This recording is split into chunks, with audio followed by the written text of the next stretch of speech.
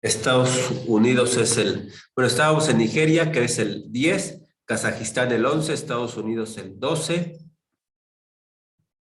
Qatar 13, China 14, Brasil 15, Argelia 16 y México es el país número 17 de reservas petroleras.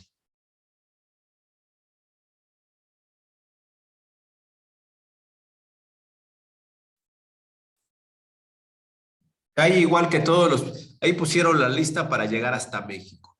Igual, México es importante saber, lugar 17 para nosotros, pero igual que los demás, los primeros cinco: Venezuela, Arabia Saudita, Canadá, Irán e Irak.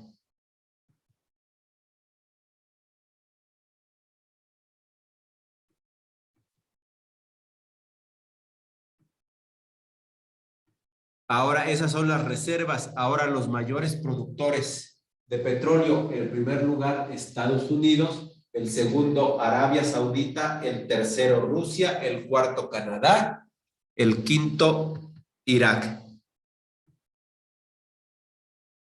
Y México ocupa el lugar número 11 de los productores de petróleo del mundo.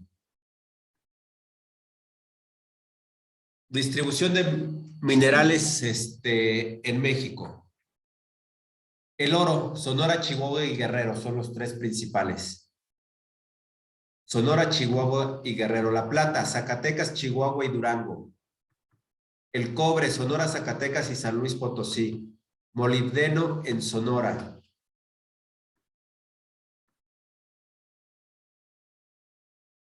Nivel de producción minera: primer lugar lo tiene Sonora, el segundo Zacatecas, tercero Durango, cuarto Chihuahua y cinco Coahuila. Sonora, Zacatecas, Durango, Chihuahua y Coahuila en nivel de producción minera.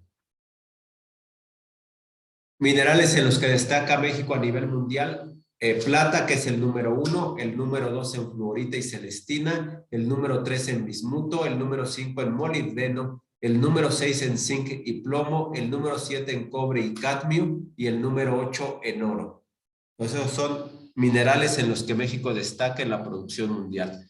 Regiones petroleras de México. Esta viene más que la anterior, de los minerales viene más esta: regiones petroleras de México. La cuenca de Burgos, la cuenca de Tampico, la cuenca de Veracruz, la cuenca del sureste, la cuenca del Golfo de México profundo. Entonces tenemos estados petroleros: Tamaulipas, Veracruz. Podemos ubicar Tamaulipas, Veracruz, podemos ubicar también a Campeche y Chiapas, más también Tabasco, donde están todos los que están pegados al Golfo. En todos esos hay en mayor o menor grado alguna reserva petrolera.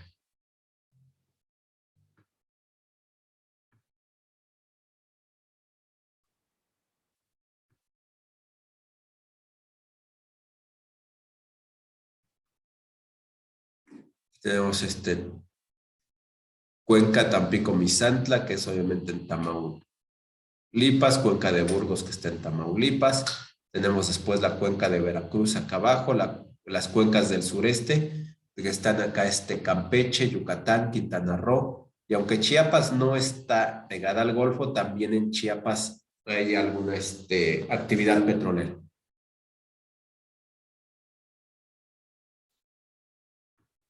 Pasamos ya al tema del agua, el agua como recurso fundamental. Bueno, primero es indispensable no solamente para la vida humana, es indispensable para toda la vida en el planeta. Entonces, el agua, esa es su principal función: mantener la vida del planeta. Regulación del clima. El agua tiene una gran capacidad calorífica, absorbe mucho calor. Si no hubiera la cantidad de agua que hay en el planeta, las temperaturas que tenemos serían más elevadas. Entonces, regulación del clima, ¿por qué? Tiene una gran capacidad calorífica y absorbe mucho calor. Se utiliza, obviamente, para la navegación como una vía de comunicación. Los medios de transporte son como los barcos, los carros, los aviones, que es lo que usamos para transportarnos, y las vías de comunicaciones por donde nos transportamos. Entonces, el agua, sobre todo en los océanos, sirve como una vía de comunicación. La utilizamos para la navegación marítima. Se utiliza, esas regularmente son en los océanos, y ahora para la agricultura obviamente utilizamos ya agua salada, agua dulce, para la ganadería igual. En la pesca pues se da tanto en agua dulce como en agua salada, aunque mayormente en agua salada porque es mucho mayor la cantidad de peces que hay en los océanos que la que hay en agua dulce. Y para el uso de la industria, que ahí igual se utiliza agua dulce. El 97% del agua del planeta es agua salada. Solamente el 3% es agua dulce y solamente el 1% del agua del planeta es apta para el consumo humano. Entonces, cuando decimos que el agua se está acabando, realmente lo que se está acabando es el agua disponible para el consumo. Sí, porque la cantidad de agua sigue siendo la misma desde que se formó el planeta hace 15,000 millones de años hasta ahorita. Pero lo que está cambiando es que estamos contaminando el agua que es apta para consumo humano. A la par de que está creciendo la población mundial, gran parte del agua la estamos contaminando, la que podríamos consumir. Ciclo hidrológico. Ese que es evaporación, condensación, precipitación. No viene aquí escurrimiento y filtración. Aquí faltó el escurrimiento, que es el que viene por las montañas. Evaporación, condensación, precipitación, escurrimiento e infiltración. Ese es el ciclo hidrológico. Evaporación, cuando el agua pasa del estado líquido a gaseoso, sube y forma nubes. Condensación, cuando el vapor de agua que formó nubes se va enfriando y pasa del estado gaseoso a líquido hasta que gana cierto peso o cierta masa para que pueda caer y precipitarse. Precipitación, una vez que el vapor de agua se ha condensado lo suficiente y la humedad de la atmósfera se satura, entonces empieza a caer el agua en estado líquido en forma de lluvia.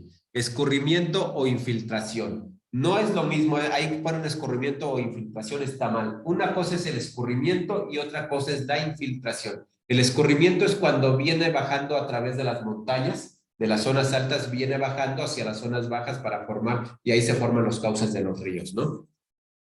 Y otra cosa es la infiltración, que es cuando ya esa agua se va hacia el subsuelo para formar los mantos acuíferos. Transporte es el proceso en el que el agua regresa a las fuentes originarias como ríos, lagos y océanos. Y obviamente ese transporte, por ejemplo, en los ríos se da por medio del escurrimiento, hacia los lagos por medio de los cauces de los ríos que desembocan. Para lagos y océanos se da por el cauce de los ríos que desembocan en lagos o en océanos, y el agua regresa al lugar original donde salió. Distribución de los principales ríos y lagos del mundo y de México. Estos que vienen aquí en esta zona son los que van a venir, los que pueden venir en el examen. El Gran Lago del Esclavo en Canadá, Gran Lago del Oso también en Canadá, Lago Superior en Estados Unidos, Lago Hurón en Estados Unidos, Lago Michigan en Estados Unidos, Lago Erie en Estados Unidos, Lago Winnipeg en Canadá, el Mar Caspio que está por aquí entre Europa y Asia, arribita de Italia, el Mar Aral, que ya está en Asia, el Lago Baikal en Asia, Lago Victoria, que si no me equivoco está en Argentina, el Lago Tanganica, que me parece que está en Chile, el Lago Nyasa, no recuerdo dónde está, ese no recuerdo dónde está. Y aquí tenemos principales lagos: Mar Caspio, Lago Superior, Lago Victoria, Mar de Aral, Lago Hurón, Lago Michigan, Lago Tanganica, Lago Baikal, Gran Lago del Oso, Gran Lago del Esclavo, Lago Nyasa, Lago Erie y Lago Winnipeg. Los ríos más grandes del mundo: el Amazonas, viene Río Nilo, Río Yance, Río Mississippi, Río Yenisei, Río Amarillo. Esos son los más comunes que vienen hasta el sexto: el Amazonas, el Nilo, el Yance, el Mississippi, Yenisei y el Amarillo. Yangtze y Amarillo están en China, el Amazonas en Sudamérica, Perú, Colombia y Brasil, y el río Nilo en África, en Egipto. Bueno, también llega a venir el río Congo. El Mekong nunca he visto que venga. El río Congo, a pesar de que es el número 9, llega a aparecer. Principales ríos de Europa. Estos pueden venir: Danubio, Rin, Sena y Támesis. Principales ríos de Europa: Danubio entre Rumania y Ucrania, Rin en Alemania, el Sena en Francia y el Támesis en Inglaterra. Principales ríos de América del Norte: río Mississippi en Estados Unidos, río Colorado, Estados Unidos y México, río Missouri en Estados Unidos y el río Bravo o Río Grande, Estados Unidos y México. Principales ríos de América del Sur: el Amazonas, Perú, Colombia y Brasil, el río de la Plata entre Argentina y Uruguay, el río Uruguay, Brasil, Argentina y Uruguay, el río Paraná, Brasil, Argentina y Uruguay. Principales ríos de Asia: río Ganges en la India, el Yangtze de la China, el río Éufrates de Turquía. Ahí faltó el río Amarillo de China. Principales ríos de África: el río Nilo en Egipto, el río Congo en el Congo, el río Níger, Guinea, Nigeria y Mali. Principales ríos de México: Grijalba, Papaloapan, Coatzacoalcos, Pánuco, Tonalá, Tecolutla, Bravo, Lerma y Nazas. El Grijalba, Usumacinta, está en Chiapas y Tabasco.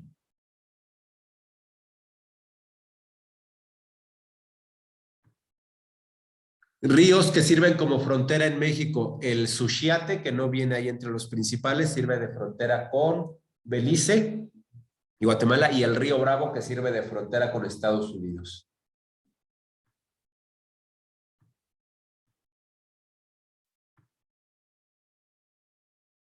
Principales lagos del mundo: lago Ladoga en Rusia, lago Nega en Rusia, lago Vaner en Suecia, lago Peipus en Estonia y Rusia. Principales lagos de Europa: el mar Caspio, el lago Baikal y el lago Balhás.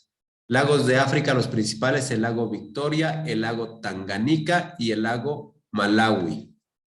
Principales lagos de América: el lago Superior, lago Hurón, lago Ontario, lago Michigan, lago Nicaragua, lago Maracaibo y el lago Titicaca.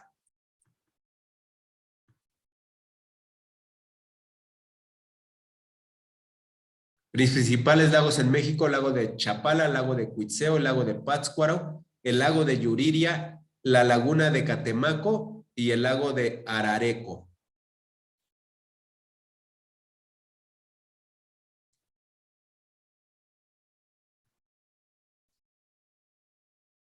Bueno, entonces tenemos aquí ese tema: distribución, relación de los ríos, los lagos y las aguas subterráneas con la distribución de la población y las actividades económicas. Obviamente, donde hay agua, donde hay cuerpos de agua, favorece actividades económicas como la pesca y la agricultura.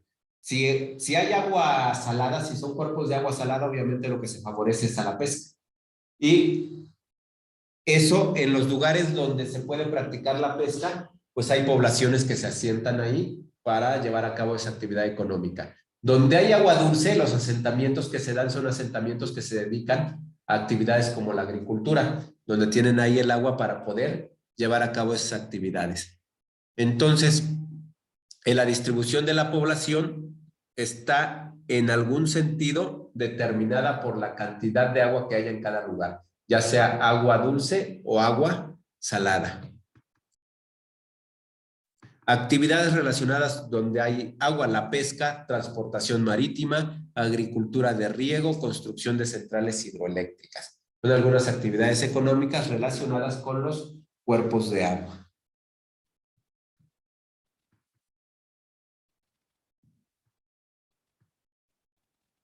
Importancia del mar. Bueno, las mareas se pueden aprovechar para aprovechar esa energía mareomotriz para generar energía eléctrica, ¿no? El mar, pues el mar es el principal regulador del clima en nuestro planeta. Más importante que los bosques para regular el clima del planeta y para evitar el calentamiento global es el cuidado del mar. Los bosques es una cantidad muy pequeña en comparación al mar. El agua salada es el 75% del, bueno, Y el 75 o 70% del planeta está cubierto por agua y de esa agua el 97% es agua salada. En el mar se absorbe gran cantidad de calor y aparte se absorbe gran cantidad de dióxido de carbono por el fitoplancton que hay en el mar, que es muchísimo. Los bosques son nada comparado con lo que absorbe el mar. Hacemos mucha énfasis en las plantas, en los vegetales, pero en los bosques, pero realmente la clave está en el cuidado del mar.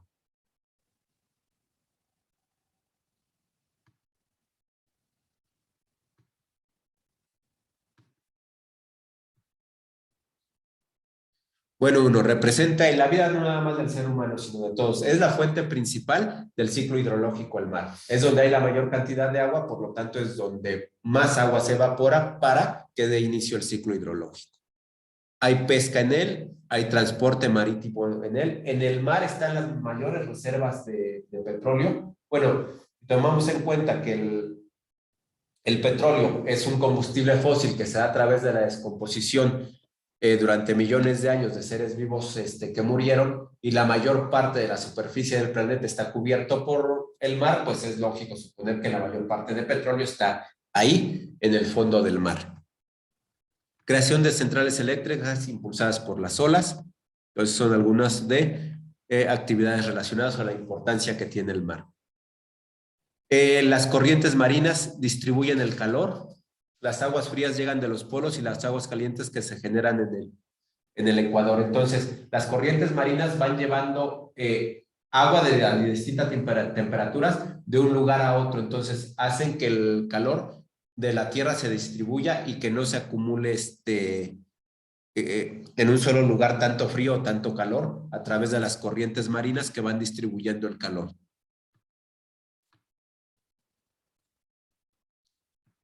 Relación entre las mareas y las actividades económicas. Ya tenemos una actividad económica, la navegación marítima, que puede servir tanto como de una actividad recreativa, cruceros y ese tipo, pero también navegación marítima para como transporte de mercancías, ¿no? Incluso hay transportes marítimos o productos marítimos que se van fabricando en el mar. Salen, por ejemplo, de China hacia México y en el barco vienen fabricando lo que van a entregar. Todo el proceso de fabricación se lleva a cabo en el barco para no estar perdiendo este tiempo. Van haciendo el proceso de fabricación y cuando llegan a México ya tienen el producto terminado. Las correas arrastran nutrientes para la fauna de ciertos lugares, favorece la actividad pesquera cuando se conoce su dinámica. Principales corrientes marinas. Las líneas rojas representan a las corrientes de agua caliente y las flechas azules representan a las corrientes de agua más fría.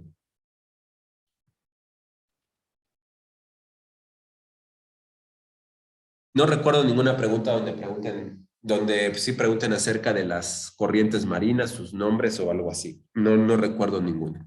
Recursos pesqueros y minerales del mar y su aprovechamiento. Banco de especies de aguas frías y cálidas. Petróleo, gas y concentrados polimetálicos. Entonces, todos esos recursos los podemos encontrar en el mar. Recursos bióticos y recursos minerales, bióticos y abióticos. El petróleo es el principal recurso mineral que encontramos ahí, ¿no? Es un combustible fósil, también gas y obviamente toda la cantidad de especies marinas que se utilizan en la pesca. Recursos pesqueros, ¿qué tenemos? Atún, salmón, sardina, calamar, camarón, cangrejo y langosta.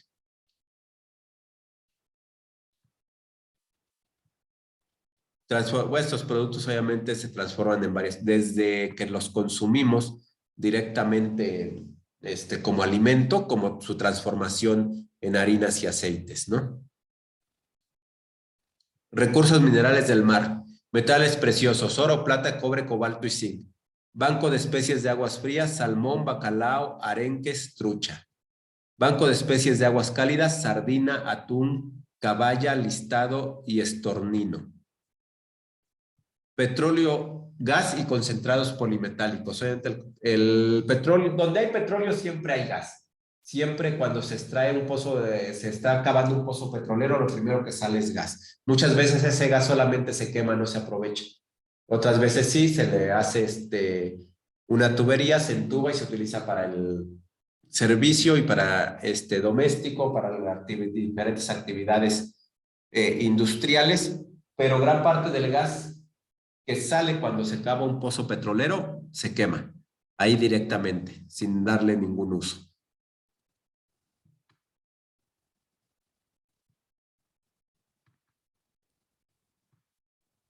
Ya estamos con la geografía humana.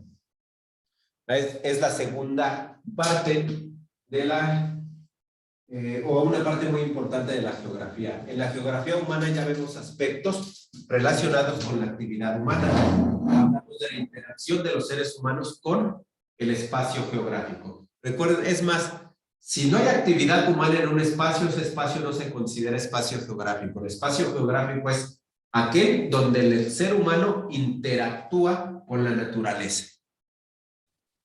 Aquí en la geografía humana tenemos la geografía de la población, la geografía social, la geografía cultural, geografía económica, geografía política, crecimiento, distribución, inmigración, asentamientos humanos, rural y urbano, grupos étnicos, costumbres, lenguas, actividades económicas primarias, secundarias y terciarias, formación de los estados, organizaciones y sus divisiones. Vamos a ver ese esquema muy rápidamente sin usar el documento. Geografía de la población, crecimiento, distribución y migración. ¿Cuándo crece la población? Cuando la tasa de natalidad, crecimiento de la población, se da cuando la tasa de natalidad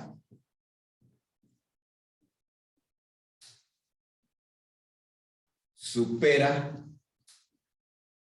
la tasa de mortalidad o de defunción. Cuando hay más nacimientos que muertes, en ese momento crece la población y esto se da en zonas donde existen mayor cantidad de satisfactores de las necesidades que tenemos.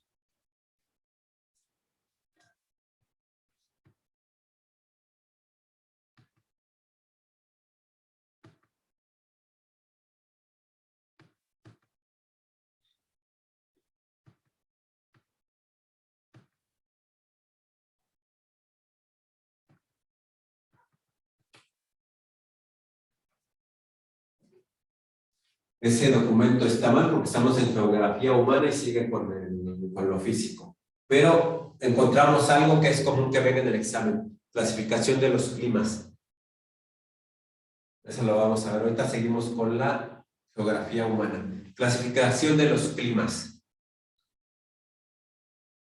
El grupo A, el clima, los que empiezan con A es el clima tropical. El AF es selva tropical o ecuatorial lluvioso.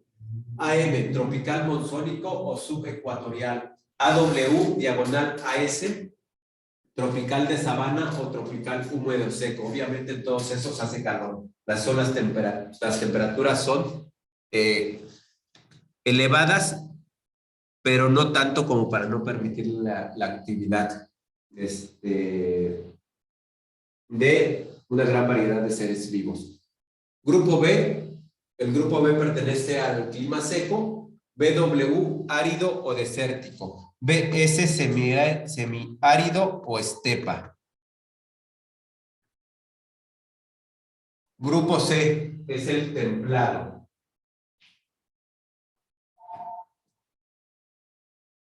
Bueno.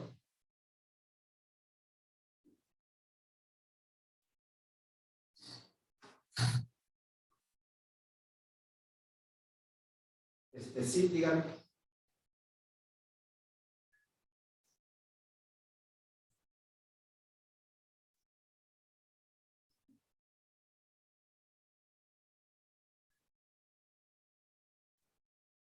¿Sí?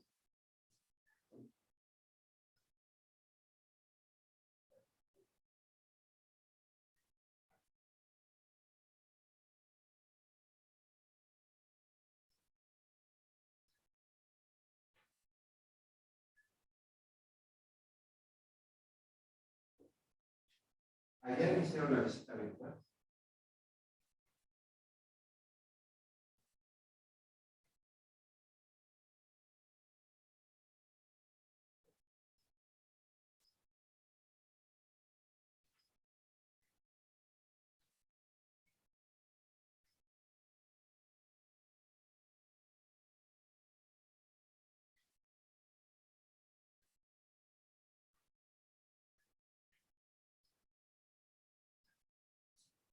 Muy bien.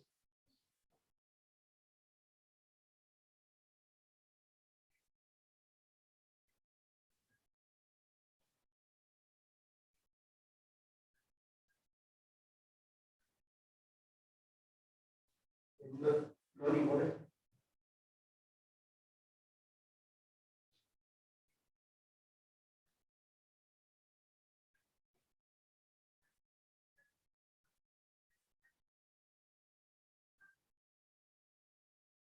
Gracias. Hasta luego. Tenemos el grupo C, que es el templado, CS mediterráneo, CF oceánico templado húmedo, CW templado subhúmedo. Ay. ¿Qué es la canción? El grupo D, que es el continental, temperaturas entre menos 30 y 200. Eso está mal. Veranos cálidos o fríos, pero inviernos muy fríos, continental templado. Esas temperaturas no le hagan caso, eso está totalmente mal. Entonces, grupo D continental, DFA, DWA, DSA con veranos cálidos, DFB, DWB, DSB con veranos templados, aunque realmente ahí no es tan importante, nada más recordar que el grupo D es el continental.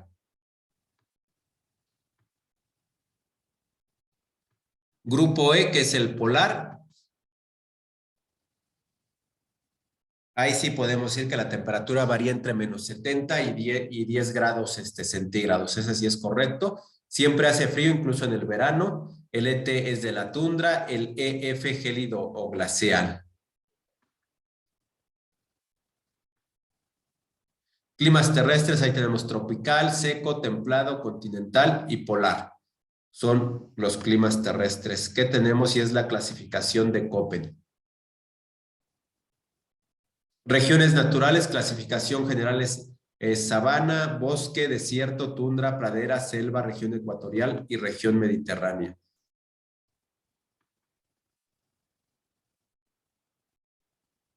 Esas no las vamos a ver, basta con saberlas.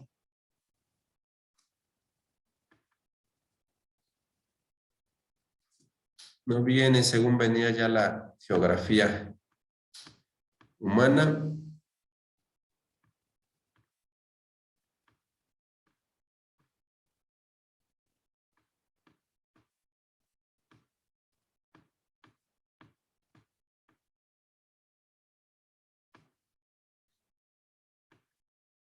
Antes de continuar con la geografía humana, vamos a ver recursos renovables y no renovables. Rápidamente, nada más la definición. Recuerden que los recursos renovables son aquellos que consumimos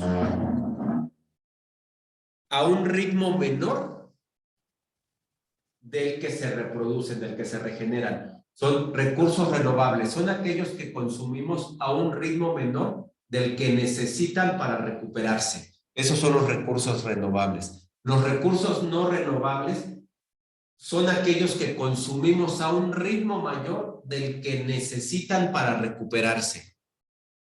También hay recursos inagotables, por ejemplo, la energía del sol es inagotable hasta que el sol explote como estrella, ¿no? Mientras el sol exista y siga mandándonos su energía en forma de calor, radiándola hacia el planeta, esa energía es inagotable. Entonces, un ejemplo de energía inagotable sería la energía solar. Un ejemplo de energía no renovable serían los combustibles fósiles. Tardan millones de años en formarse, así es que el día que nos acabemos, ya no va a haber más. ¿Sí? Seguramente se va a extinguir la especie humana antes de que vuelva a haber más combustible fósil una vez que no lo acabemos. Y un ejemplo de renovable sería como un renovable. No me viene ninguno a la mente, consumimos tan rápido. Por ejemplo, la madera podría pues, ser renovable, pero al ritmo que la estamos consumiendo, pues ya se convirtió en no renovable. Podría ser renovable si la consumiéramos de tal forma que hiciéramos, se plantaran árboles de tal forma que se estuvieran reponiendo los que usamos, pero al ritmo que vamos, pues los bosques se están acabando. No me viene a la mente un renovable. De este tipo de recursos tenemos los recursos en el bosque, recursos forestales, y de ellos extraemos madera. En el desierto hay recursos minerales, hay energía solar, hay extracción de petróleo y hay energía eólica. En la tundra hay extracción de petróleo, extracción de uranio y hay pesca. En la pradera hay agua, hay animales de caza, se practica la ganadería, hay vegetación, energía solar y energía eólica. En la selva se toman de ellos maderas exóticas, hay minerales, vegetación y diamantes. Son algunos de los recursos que hay en las distintas zonas naturales del planeta. Esta viene ya lo de México, pero es lo mismo. O sea, en el bosque de México, pues igual hay actividades forestales como en todo el mundo, y en el desierto igual las mismas actividades, praderas, selva. O sea, las actividades en cada zona natural son las mismas en cualquier lugar. Alteración de las regiones naturales como resultado de la actividad humana y las concentraciones de población. Entonces, cuando hablamos de concentración de población nos referimos a que la población se ha concentrado en las zonas urbanas, en las grandes ciudades, porque es donde hay mayor cantidad de servicios y donde hay más fuentes de trabajo.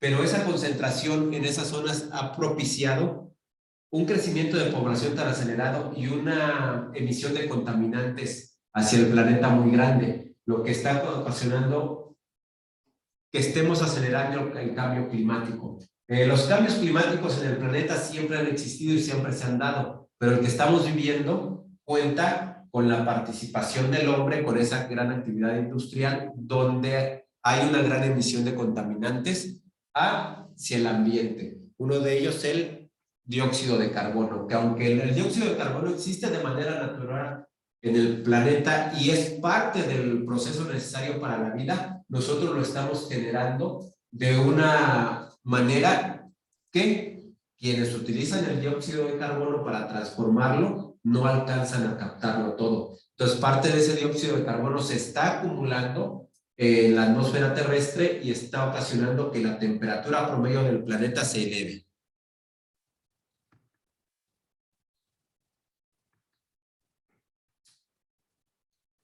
Pues modificaciones que ocurran por nuestra actividad, erosión del suelo. El suelo está perdiendo sus nutrientes, por lo tanto los productos agrícolas ya no crecen en el suelo porque al erosionarse el suelo pierde sus nutrientes. Contaminación ambiental, contaminación del suelo, de la atmósfera, de la hidrosfera, estamos contaminando todo. El aire, el agua y el suelo. ¿Qué contamina el suelo? Actividad industrial, fertilizantes químicos, eso contamina el suelo. ¿Qué contamina el agua? Que la actividad minera, se utiliza mucha agua para la actividad minera y luego se desecha en los cuerpos de agua ya cuando se utilizó para la actividad minera, y esto está llenando de metales pesados al agua, mucha de ella que la consumimos, ¿no? La atmósfera, pues la estamos contaminando obviamente con la emisión de dióxido de carbono, la emisión de gases que se van hacia la atmósfera. Por ejemplo, con aerosoles. Ahora está prohibido, por ejemplo, usar clorofluorocarbonos, y ya incluso los aerosoles traen una leyenda ahí, no libre de clorofluorocarbonos. Escasez de recursos naturales por la sobreexplotación de los recursos. tanto la sobreexplotación y que estamos degradando las condiciones ambientales para que se regeneren, pues está dando lugar a la escasez. Pero aún así, los recursos naturales que hay hoy en día en el planeta alcanzan para todos los seres humanos que estamos, si los consumiéramos de manera razonable, de una manera racional. Disminución de especies animales y vegetales. Estamos generando una extinción masiva de especies. Estamos en una era de extinción masiva de especies por esa actividad exagerada del ser humano que está propiciando la contaminación y el deterioro ambiental. Cambio climático, efecto invernadero. El efecto invernadero es que los gases que tendrían que subir no están subiendo, se están quedando atrapados, se quedan abajo y eso ocasiona el aumento de la temperatura en el planeta. Regiones con mayor contaminación atmosférica. Ahí tenemos, pues obviamente son las partes más con mayor actividad industrial, ¿no? Aquí ni siquiera viene uno. Sur de Asia y norte de África. Son las de mayor contaminación, y eso que en África es donde hay menor actividad, pero también gran parte de la contaminación viaja, ¿no? No importa dónde se produzca, los gases le dan la vuelta al mundo. Mayores áreas de contaminación oceánica.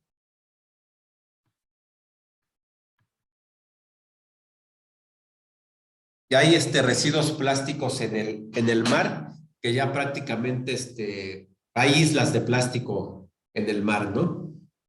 Generamos tanto plástico que los humanos consumimos al año en plástico el equivalente, no creo que al año es mucho, me parece que es al mes el equivalente a una tarjeta de crédito de plástico, por todo el plástico que hay, por el agua que consumimos en botellas de plástico, los microplásticos los ingerimos. Y ahora con el uso del cubrebocas, ya hay estudios que el microplástico pues está yendo a los pulmones, ¿no? Hay estudios en Inglaterra de una gran cantidad de microplásticos en los habitantes de Inglaterra por el uso de cubrebocas quirúrgicos, no hechos por medio de plásticos.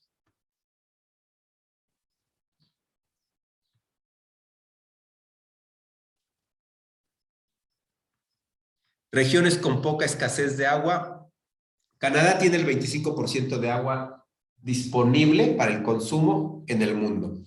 Así es que en Canadá prácticamente no hay escasez de agua. Los Estados Unidos pues también tienen gran cantidad de agua. En México la escasez de agua se debe más al mal uso que le hacemos, porque México tiene el 6% del agua, también es disponible en el mundo. Es una buena cantidad de agua, pero obviamente pues tenemos una mala distribución de ella.